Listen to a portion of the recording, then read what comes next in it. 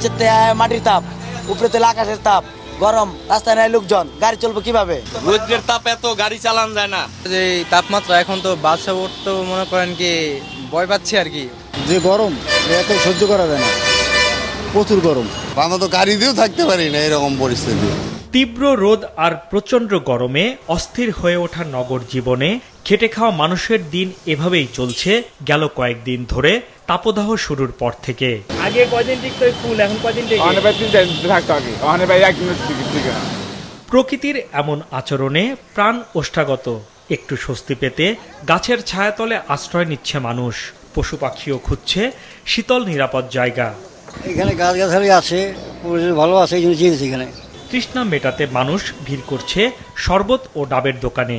একটা ডাব মনে হয় যে 130 টাকা 40 টাকাতে খেলে একটা ফ্যামিলির একটা বাজার হয়। শুধু রাজধানী নয়, তাপদাহে পুড়ছে দেশের বিভিন্ন জেলা, বিশেষ করে যশোর, চুয়াডাঙ্গা, রাজশাহী ও ঈশ্বরদী। আজ দেশের সর্বোচ্চ তাপমাত্রা যশোরে 42.6 ডিগ্রি সেলসিয়াস। অসহনীয় তাপদাহে অচল হয়ে পড়েছে রাজশাহীর স্বাভাবিক জনজীবন। গেল 5 দিনে প্রতিদিন গড় তাপমাত্রা 40 ডিগ্রি সেলসিয়াসের ওপরে।